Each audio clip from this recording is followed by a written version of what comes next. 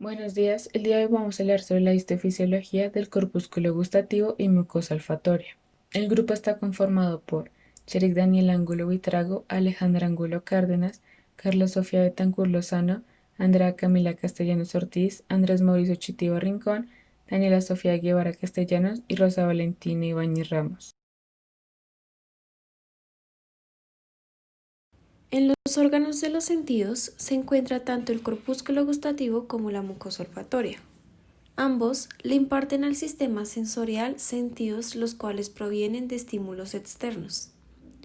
El corpúsculo gustativo está relacionado con la lengua y por ende con el gusto. De ahí podemos percibir los sabores. La mucosa olfatoria está en relación con la nariz y nos da el sentido del olfato.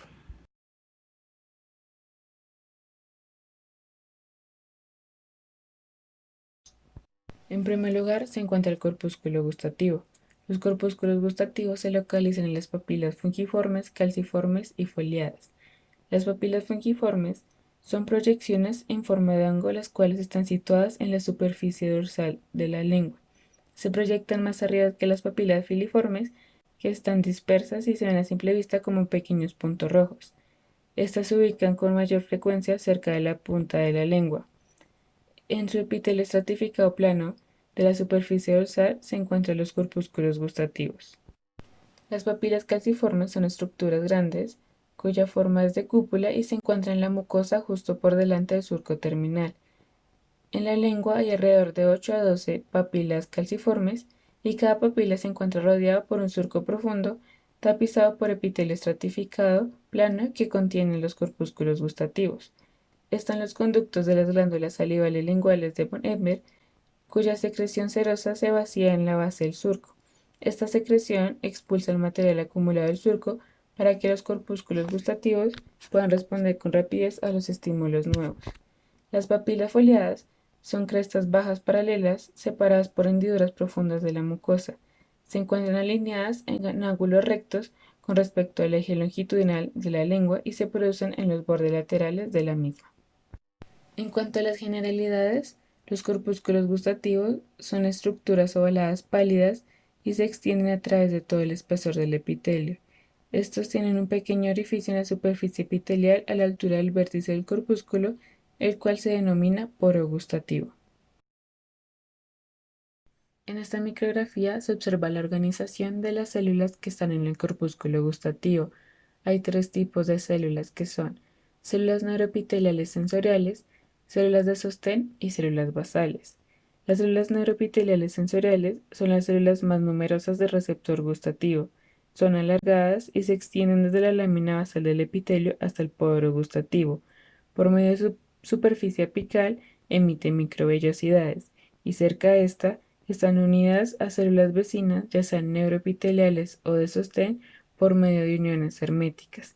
A la altura de su base forman una sinapsis con las prolongaciones aferentes de neuronas sensitivas, las cuales se ubican en los núcleos encefálicos de los nervios facial, glosofaringeo y vago. El tiempo de recambio de las células neuroepiteliales es de aproximadamente 10 días. Por otro lado, están las células de sostén. Son menos abundantes, son células alargadas que se extienden desde la lámina basal hasta el poro gustativo. Estas, al igual que las células neuroepiteliales, contienen microvellosidades en su superficie apical y uniones de tipo herméticas, pero a diferencia de las neuroepiteliales, no hacen sinapsis con las células nerviosas.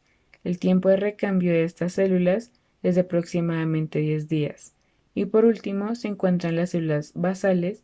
Son células pequeñas que se sitúan en la porción basal del corpúsculo gustativo y están cerca de la lámina basal. Se conocen como los citoblastos de los otros dos tipos de células. Para identificar un corpúsculo gustativo se debe tener en cuenta que estos poseen microvellosidades, un conducto y se pueden identificar a su interior tres tipos de células. Las sensoriales, que su citoplasma es claro, en esta tinción no se observa, y un núcleo circular. Las de sostén tienen un núcleo fusiforme y su citoplasma es un poco más marcado. Y en la parte inferior se encuentran las basales con un citoplasma y un núcleo basófilo. La función función del corpúsculo gustativo es la detección de sabores. Dentro de este corpúsculo gustativo existen dos funciones. La principal, que es realizada por medio de canales de iones específicos para la detección de los ácidos y los salados. Por otra parte, la detección de los dulces y amargos es reconocida por los receptores de membrana acoplados a proteínas G. La segunda, que es realizada por células basales, es la de, si se necesita, esta es madurar y convertirse ya sea en células de sostén o sensoriales.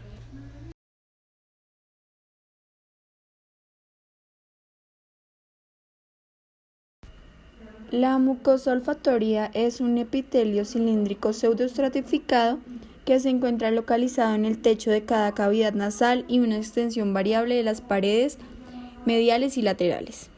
Este epitelio se distingue por un color pardo amarillento que es causado por los pigmentos del epitelio olfatorio y las glándulas olfatorias.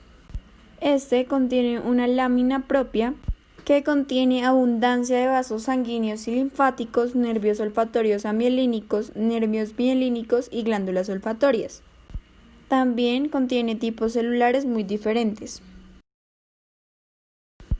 Entre los tipos de células tenemos las células receptoras olfatorias, que son neuronas olfatorias bipolares que ocupan todo el espesor del epitelio y entran en el sistema nervioso central. También tenemos las células de sostén, que son las encargadas de proveer el sostén mecánico y metabólico de las células receptoras olfatorias. También son las encargadas de sintetizar y secretar proteínas fijadoras de sustancias odoríferas. También tenemos células basales, que son las células madres a partir de las cuales se van a diferenciar las nuevas células receptoras olfatorias y las nuevas células de sostén. Por último están las células en cepillo, que corresponden al mismo tipo celular que aparecen en el epitelio de otras partes de la vía aérea. Criterios de diagnóstico. La mucosa olfatoria se clasifica como epitelio cilíndrico pseudoestratificado.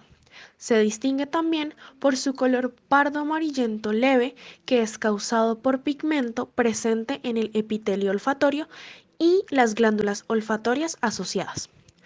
Su lámina propia es tejido conjuntivo que contiene una abundancia de vasos sanguíneos y linfáticos, nervios olfatorios amielínicos, nervios mielínicos y glándulas olfatorias.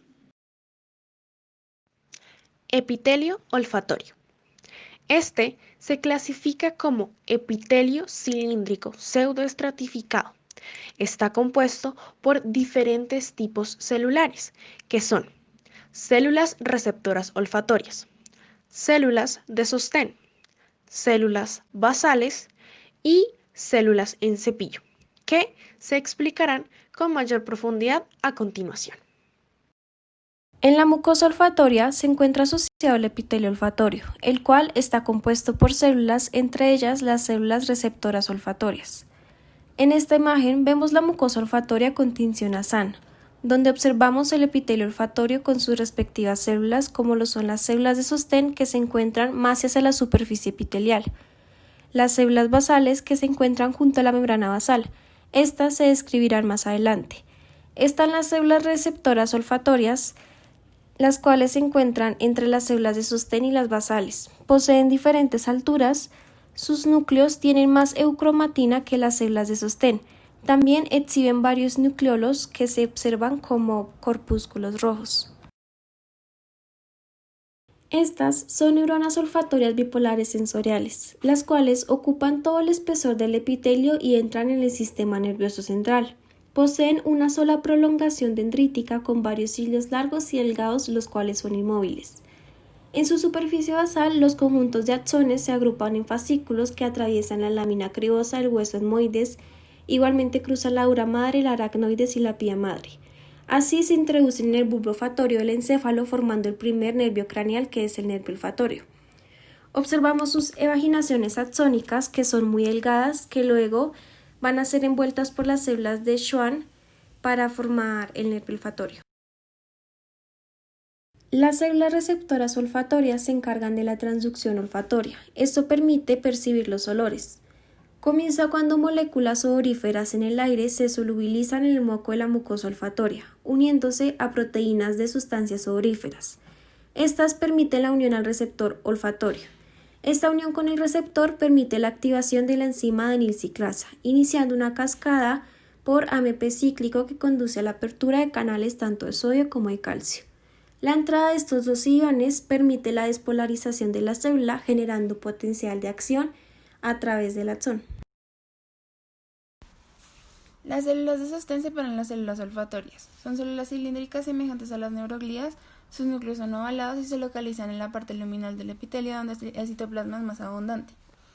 Se conectan con la membrana basal a través de prolongaciones citoplasmáticas y hemiesmosomas. Junto con las glándulas de Bowman, secretan moco que cubre el epitelio olfatorio. Su función es proveer sostén mecánico y metabólico a las células receptoras olfatorias.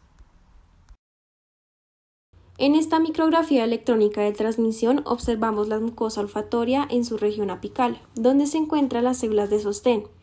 Estas poseen una forma cilíndrica alta con microvellosidades en la superficie apical.